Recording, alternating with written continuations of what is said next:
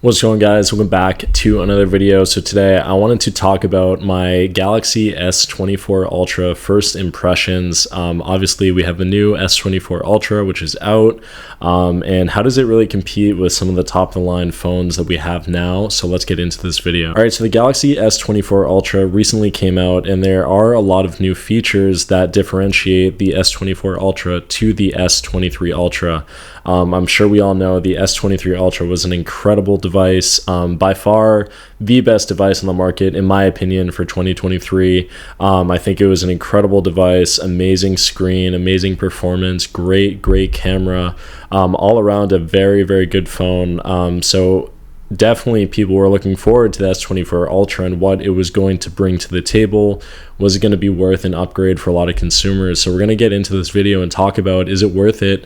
Kind of my first impressions of what the new stuff is, and if I think it's personally worth it either.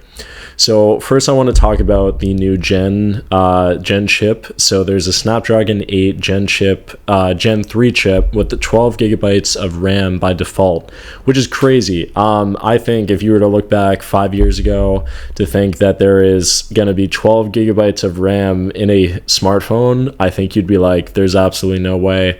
That's incredible. Just shows you how powerful these devices are becoming, and why they're worth spending upwards to like $1,300, which is my next point of how much money this phone goes for. $1,300 is a lot of money.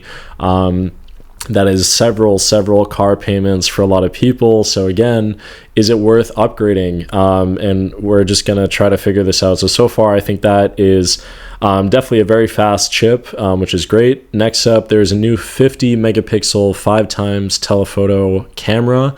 I know one of the big selling points for the previous S23 Ultra was the crazy zoom lens that people really enjoyed, but it didn't really serve a huge purpose. It was a nice feature to have, kind of one of those things where you know, it's cool to tell your friends about, cool to show everyone at the dinner table, but you know, when are you really going to use a zoom like that?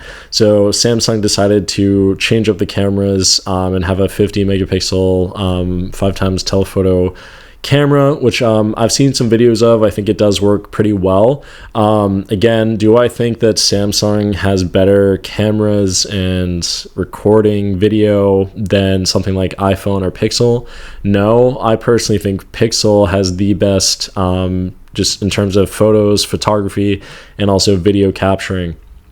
Next up, something that we've been seeing, Apple obviously made this big announcement, but they have the titanium frame. So the Samsung S24 Ultra also has a titanium frame, which is interesting. I don't know if this is a way of, you know, saving money in some type of way. I'm not sure why companies are starting to use titanium more, but I think it's really interesting. It makes apparently the phone more durable. It adds definitely a more, I would say, cleaner, sharp look to phones, having that metal on the exterior.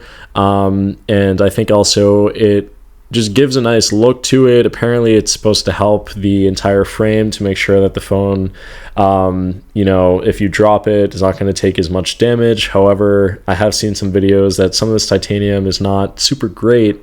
So that's going to be interesting, but I do really like the new look of the S24 Ultra.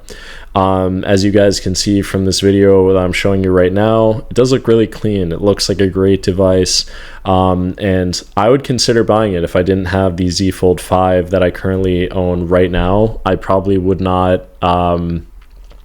I probably would pick up the S24 Ultra if I didn't have this device. So that's definitely another feature to talk about. Next up is a flatter display with higher peak brightness. So they're coming up on, I believe, 2,600 nits, which is crazy. That's insane. Just crazy. 6.8 inch AMOLED, a QHD plus flat screen. So I know with some of the previous Ultra devices, there was more of a curvature to the side of the device. However, that's not the case with the S24 Ultra. It's much more flat design, almost like a TV essentially, which I think is really cool. I think that's something very different, and I know they tried to focus on having less bezels, being that distance between the actual screen and then the side of the phone. So they really tried to focus on giving you more of a screen rather than adding all those kind of black border parts to the phone. There's a refresh rate of 120 hertz, which is, again, very, very fast, adaptive refresh rate. Crazy. Now, let's talk about storage. This is something that I think should have been more of a focus considering the way that devices are going. So storage goes in this format. There's 256 gigabytes, 512 gigabytes, and then 1 terabyte. In my personal opinion, I think that all phones now for 2024 should have 1 terabyte. I don't think that devices should have less than that, in my personal opinion. However, I think Samsung is doing this for, whatever reason. I think they're just, I don't know. But I personally think 1 terabyte should just be the standard of all smartphones moving forward. Onto the rear cameras, which I didn't know about, and so this is my first impression of this. So 200 megapixel main camera, 12 megapixel ultra wide camera, and then a 50 megapixel telephoto lens, which we talked about. And then there's also a 10 megapixel telephoto camera with 3 times optical zoom. And then on the front of the device, there's a 12 megapixel camera. So definitely pretty standard for selfie cameras. But again, 200 megapixel main. Again, I'm going to reiterate, sometimes numbers, they can get people to think that, the device is way better than it actually is. Again, I personally don't think this is going to outperform something like the Pixel 8 Pro or the iPhone 15 Pro Max. But again, I do think they're really great cameras. Next up, the battery is something that people were like, okay, is this going to be a massive upgrade with the battery? It's still at 5,000 milliamps. Again, I do think the battery on the S23 Ultra was incredible. I didn't see any issues with it. So again, I don't see this as, they should have improved the battery number. I think the batteries work really, really well with the software that they have. There's going to be 7 years of software updates and security updates. So that's a really long time, considering if you buy the device, you're going to have it for a while. I'm sure Samsung is not going to do the Apple thing where they upgrade devices and then they essentially drain the batteries of all your other ones due to software. Charging speeds are at 45 watts. Again, very fast, so you want to make sure you get that fast charging or fast charger to use that ability. The weight is 8.22 ounces, so again, not too bad. But one thing I do like are the colorways that are coming out with this device. So we have a titanium orange, titanium green, titanium blue, titanium yellow, titanium black, titanium violet, and titanium gray. So again, there are a lot of different ones, which is very interesting. Now, off the bat, based on photos that I've seen, I think the device looks really clean. I'm really happy that they still have the stylus, but at the same time, they decided to somewhat keep the same layout of the device. I feel like the S23 Ultra had a really good look to it, felt really premium in the hand, just felt like a premium smartphone compared to other ones that are on the market. So I'm happy that they didn't change a ton of things. However, I do like the flatter screen, and I think having more of a sharper look to it, I think makes the phone just look better. In my opinion, I think the look of the Ultra phones are just way superior than other phones currently on the market. So I really like just the whole design of it.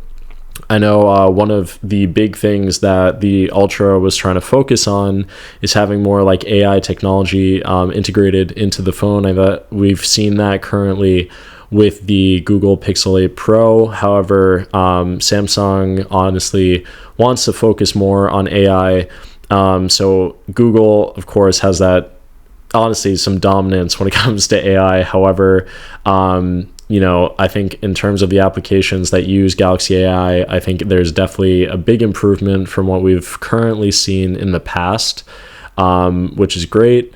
So yeah, there's real-time text in-call translation for 13 languages, which is great. I'm sure in the future we'll have for all languages being able to translate. So even if you're talking currently like on the phone to someone, you're speaking to them, right away the phone will automatically translate what the other person is saying. So the great part about that let's say you're meeting someone for the first time who doesn't speak your language, you'll be able to understand them. Hopefully they don't speak a language that you wouldn't, know about, which is, great. Lastly, with the battery, this is something that Samsung is trying to let people know about, is that the Samsung promises, or the Samsung S24 Ultra, they're promising a 65% charge in half an hour with a compatible charger. So obviously that would need to be a 45-watt charger or above, which again, that's very fast. More than halfway in half an hour. That's incredible. It's some very fast charging. Normally when I had iPhone, it took probably I would say over 50 minutes, 60 minutes to go to full charge, where this is incredible. Half an hour, you just plug your phone in, you're essentially good for the rest of the day, honestly. And I never had issues with my battery for the S23 Ultra. It would last me like a day and a half without even charging. So I imagine the same exact thing with the S24 Ultra. So moving on to, do I consider this to be a device that you should upgrade to?